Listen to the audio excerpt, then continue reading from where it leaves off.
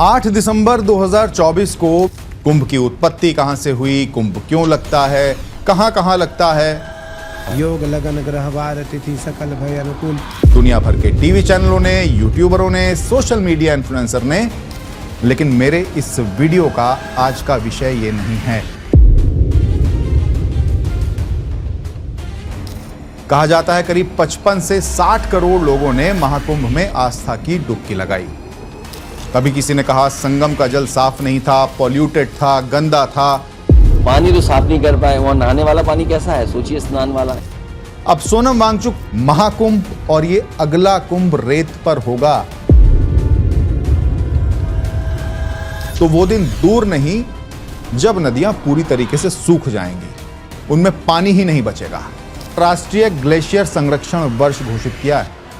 अब ऐसे में सोनम वांगचुक की ये चिट्ठी, जिसे उन्होंने 1 महीना पहले लिखा था, पर्यावरण दिवस पर अपने घर की बालकनी पर एक गमला रख देने से कुछ नहीं होने वाला दोस्तों। अगर ऐसे ही पेड़ कटते रहे, ना तो सांस लेने के लिए ताजी और स्वच्छ हवा नसीब होगी, चिता जलाने के लिए लकड़ियां। 8 दिसंबर 2024 को मेरे इसी स्टूडियो में महाकुंभ को लेकर भारत का सबसे बड़ा पॉडकास्ट रिकॉर्ड किया गया।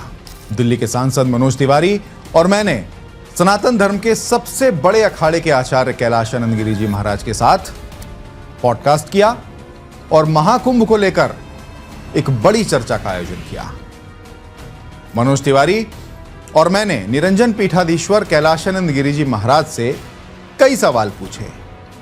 कुंभ की उत्पत्ति कहां से हुई, कुंभ क्यों लगता है, कहां कहां लगता है, कुंभ की विशेषता क्या है और खासकर जो महाकुंभ अभी संपन्न हुआ उसकी क्या विशेषता है। इन तमाम विषयों पर यह चर्चा हुई जिसे लाखों लोगों ने देखा और सुना। अब इसी पॉडकास्ट में यह विषय दुनिया के समक्ष आया कि यह कुंभ पूर्ण महाकुंभ है और 144 वर्ष बाद आया है। इसी पॉडकास्ट में आचार्य श्री कैलाशानंद गिरी जी महाराज ने यह कहा था कि योग लगन ग्रहवार तिथि सब सकल भय अनुकूल। योग लगन ग्रह वार तिथि सकल भय अनुकूल। आज सारी तिथियां अनुकूल होने उस के योग कारण, के अनुसार, योग के कारण, योग के अनुसार के कारण यह पूर्ण महाकुंभ होने जा रहा है। बस यहीं से बात निकल पड़ी। दुनिया भर के टीवी चैनलों ने, यूट्यूबरों ने, सोशल मीडिया इन्फ्लुएंसर ने इस विषय को उठा लिया और पूरी दुनिया में यह प्रचार हो गया कि यह महाकुंभ 144 वर्ष बाद आया है। कहा जाता है करीब 55 से 60 करोड़ लोगों ने महाकुंभ में आस्था की डुबकी लगाई। देश के बड़े बड़े व्यापारी परिवारों से लेकर राजनेता और बॉलीवुड जगत के सितारे भी आस्था की डुबकी लगाने से पीछे नहीं रहे। और तो और बड़े बड़े विदेशियों ने भी भारत की इस सांस्कृतिक विरासत का, आस्था के इस अनूठे महापर्व का खूब आनंद लिया। आस्था के इस अनूठे महापर्व का खूब आनंद लिया। लेकिन मेरे इस वीडियो का आज का विषय ये नहीं है। नमस्ते दोस्तों, मैं शगुन त्यागी हूं और मेरी मेहनत और आपके सपोर्ट का एक जीता जागता उदाहरण यानी न्यूज़ स्कूप देख रहे हैं आप। अपनी बात कहना प्रारंभ करूं उससे पहले एक और बात आपसे कहूंगा कि मेरे इस चैनल को सब्सक्राइब कर लीजिए और इस वीडियो को अगर आप पसंद करते हैं तो इसे अंत तक देखिएगा और इसे शेयर जरूर करिएगा। दोस्तों, महाकुंभ तो हो गया, इस पर राजनीति भी हो गई। कभी किसी ने कहा संगम का जल साफ नहीं था, पॉल्यूटेड था, गंदा था। जो झूठ बोलते हैं वो क्या बजट देंगे। पानी तो साफ नहीं कर पाए, वहां नहाने वाला पानी कैसा है, सोचिए, स्नान वाला। एनजीटी ने कहा, हमने तो नहीं कहा। बीमारी बढ़ गई, किसी ने आस्था को बदनाम किया, किसी ने कहा कि ये कुंभ वुंभ सब फालतू हैं। अरे सब कुंभ का क्या कोई मतलब है, फालतू है, कुंभ चलो। इस तरीके की तमाम बातें हुई। कोई बात नहीं, ये सब राजनेताओं ने कहा और जरूरी नहीं कि नेताओं की सारी बातों को हम सीरियसली लें। लेकिन एक बात है जो बहुत गंभीर है, सीरियसली लेने वाली है, उसे ध्यान से सुनिएगा। आने वाले सभी कुंभ सिर्फ रेत पर होंगे, स्नान करने के लिए जल नहीं मिलेगा। अब आप क्या कहेंगे? यह बात ना तो किसी राजनीति से जुड़ी है और ना ही किसी ऐसी विचारधारा से जो आपकी आस्था का मजाक बनाती हो। याद करिए साल 2009, आप अपनी फैमिली के साथ या दोस्तों के साथ एक फिल्म देखने गए होंगे।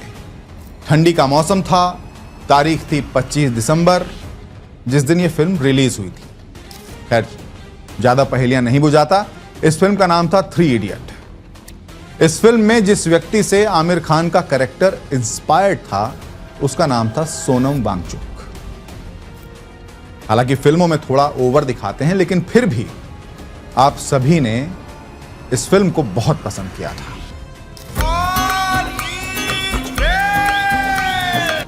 और उसके बाद सोनम वांगचुक के बारे में लोगों ने इंटरनेट पर जाकर खूब रिसर्च की थी। सब सोनम वांगचुक के फैन हो गए थे। अभी पिछले साल सोनम वांगचुक ने लद्दाख के अधिकारों को लेकर एक आमरण अनशन किया था, जिसके बाद सोनम वांगचुक के विषय में लोगों ने उल्टी सीधी बातें की, बहुत कुछ कहा, राजनीतिक बता दिया। अब सोनम वांगचुक कौन है, क्या करते हैं, ये लगभग पूरा देश, पूरी दुनिया जानती है। सोनम एक पर्यावरणविद हैं, शिक्षाविद हैं और एक बेहतरीन इंजीनियर हैं। लद्दाख में शिक्षा के लिए जबरदस्त काम करते हैं। मैं बहुत प्रभावित रहता हूं उनसे।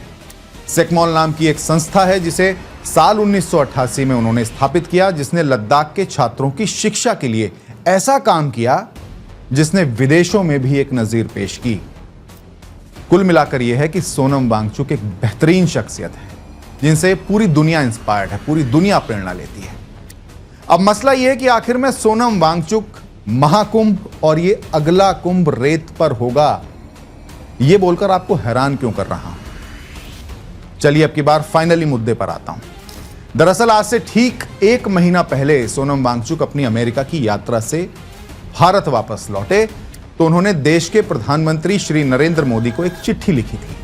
चिट्ठी में बेहद गंभीर चिंता जताते हुए उन्होंने लिखा कि देश में जिस तरीके से ग्लोबल वार्मिंग बढ़ रही है, उससे हिमालय के ग्लेशियर तेजी से पिघल रहे हैं। सोनम वांगचुक इसी चिट्ठी में आगे लिखते हैं कि देश में जिस तरीके से पेड़ों को काटा जा रहा है, उससे बढ़ती ग्लोबल वार्मिंग का यह नतीजा है कि ग्लेशियर बहुत तेजी से पिघल रहे हैं और अगर ग्लेशियर्स को नहीं बचाया गया तो वो दिन दूर नहीं जब नदियां पूरी तरीके से सूख जाएंगी, उनमें पानी ही नहीं बचेगा। अब इस चिट्ठी का सबसे बड़ा सटायर यह है कि अगर ग्लेशियर नहीं बचे तो फिर पवित्र नदियों में पानी के नाम पर सिर्फ अवशेष बचेंगे और 144 वर्ष बाद जैसे इस बार यह महाकुंभ आयोजित हुआ, अगली बार जब यह योग दोबारा बनेगा और पूर्ण महाकुंभ आएगा तो उसका आयोजन रेत में होगा और लोगों को आस्था की डुबकी लगाने के लिए जल नसीब नहीं होगा। वाकई चिंता बहुत बड़ी है दोस्तों। हमारे देश का दुर्भाग्य पता है क्या है? राजनीति। यह राजनीति हमारे देश का सबसे बड़ा दुर्भाग्य है और इसके साथ ही लोगों को किसी भी विषय को गंभीरता से न लेना, यह भी हमारे देश का दुर्भाग्य है। अब सोनम वांगचुक ने पिछले साल लद्दाख के लिए कुछ विशेष अधिकारों की मांग करते हुए एक बड़ा आंदोलन चलाया, लेकिन यह आंदोलन देश में चलती विंगों के चक्कर में बंटकर रह गया। सत्ता पक्ष के समर्थक राइट विंग वाले हैं, वो सोनम वांगचुक के खिलाफ हो गए और विपक्ष वाले लेफ्ट विंग वाले हैं, उन्होंने सोनम वांगचुक के पक्ष में 2-4 बयान दे दिए या सोनम से मिलने पहुंच गए तो वांगचुक को सरकार विरोधी या फिर मोदी विरोधी बना दिया गया और उनकी बातों को लोग लाइट लेने लगे। चलिए ठीक है, देश की राजनीति है, ऐसे ही चलती रहेगी, इसमें कुछ बदलने वाला नहीं, लेकिन सच्चाई को तो स्वीकार करना पड़ेगा ना दोस्तों।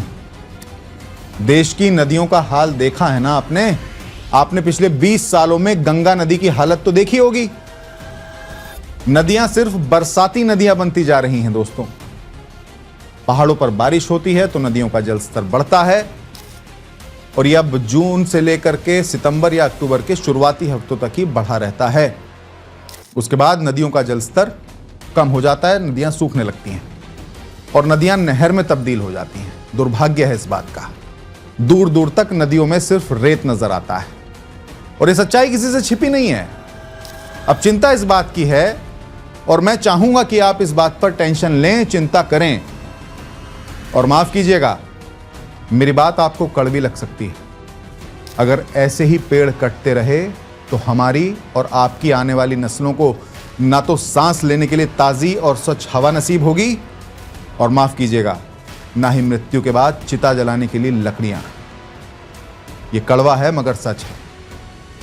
पर्यावरण दिवस पर अपने घर की बालकनी पर एक गमला रख देने से या फिर एक पेड़ लगाते हुए सेल्फी सोशल मीडिया पर पोस्ट कर देने से कुछ नहीं होने वाला दोस्तों।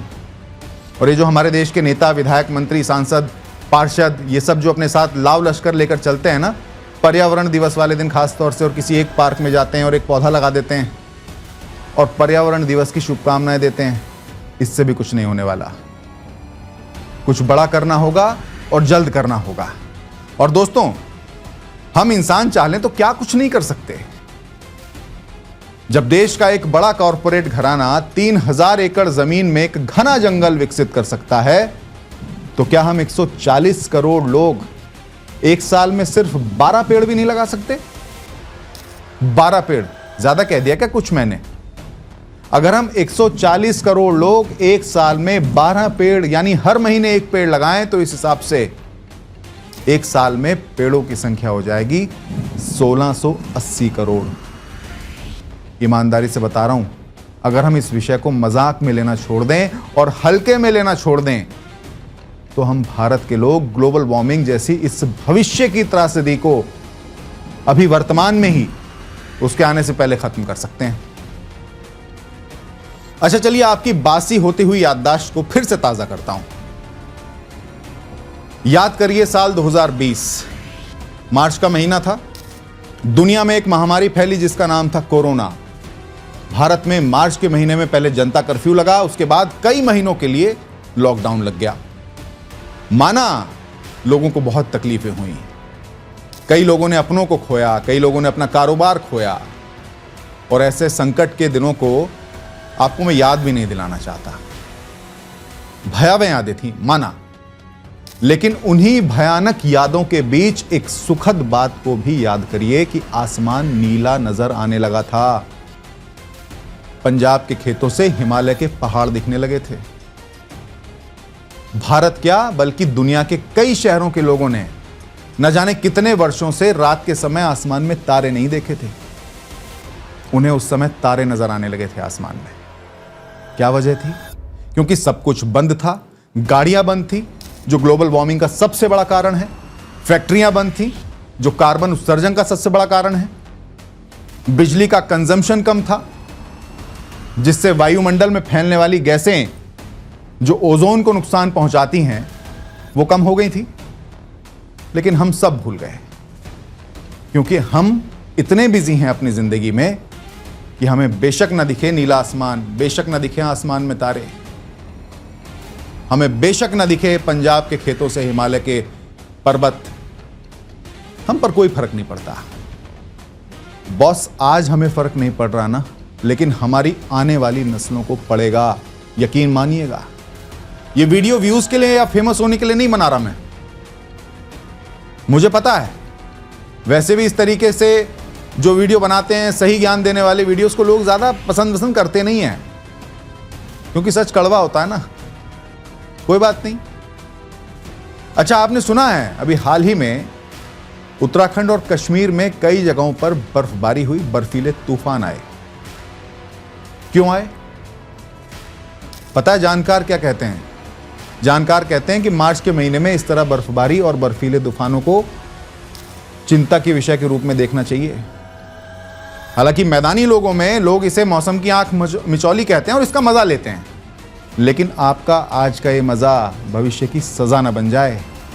पर्यावरणविदों की इस चिंता को सीरियसली ले लीजिएगा, क्योंकि जिस तरीके से मौसम अचानक बदलता है, ये भविष्य के लिए अच्छे संकेत नहीं है दोस्तों। और ये चिंता सिर्फ भारत के लिए नहीं है, इस बात ने पूरी दुनिया को परेशान कर रखा है। कभी चीन में भयानक बाढ़ आ जाती है, तो कभी अमेरिका में भयंकर बर्फबारी हो जाती है, और अभी हाल ही में दिल्ली में भूकंप के झटकों से दहल उठी थी दिल्ली एनसीआर में भूकंप के तेज झटके। बैंकॉक और म्यांमार का भूकंप तो देखा ही आपने, क्या तबाही मचाया। यह चिंता इतनी बड़ी है कि यूनाइटेड नेशंस ने ग्लेशियर्स को बचाने के लिए साल 2025 को अंतर्राष्ट्रीय ग्लेशियर संरक्षण वर्ष घोषित किया है। अब ऐसे में सोनम वांगचुक की यह चिट्ठी, जिसे उन्होंने 1 महीना पहले लिखा था, उसे मोदी जी को भी और साथ ही हम भारतवासियों को भी बेहद गंभीरता से लेने की जरूरत है, क्योंकि आपकी आज की गंभीरता आपका कल सुरक्षित करेगी। खुद के नहीं, अपने बच्चों के बारे में तो सोचिए भाई। उन्हें पानी नसीब ना हो, उन्हें कल कल बहती हमारी धरोहर, हमारी विरासत, हमारी पवित्र नदियां नसीब ना हो। तो आइए नियम बनाइए। गाड़ी खरीदने का विचार बनाएं तो पहले वैकल्पिक ऊर्जा संचालित गाड़ी लेने पर विचार करें, रिसर्च करें। पेट्रोल डीजल वाली गाड़ी ना ही खरीदें तो बेहतर है।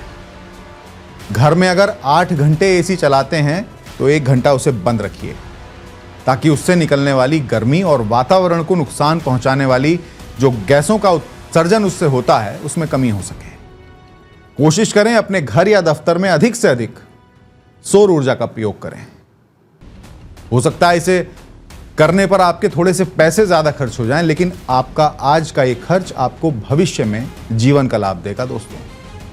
और चौथा और सबसे महत्वपूर्ण, ये तो सरकार की जिम्मेदारी है, इस सोच का सबसे पहले त्याग कर दीजिए, क्योंकि जीवन जीना और जीवन को संरक्षित रखना सरकार की नहीं, मानवता की जिम्मेदारी है। बाकी मेरी बात से अगर सहमत हो तो इस वीडियो को आगे बढ़ाइएगा। बाकी अपना बहुत ख्याल रखें, सुरक्षित रहें, मस्त रहें। मेरे चैनल को सब्सक्राइब करना बिल्कुल ना भूलें।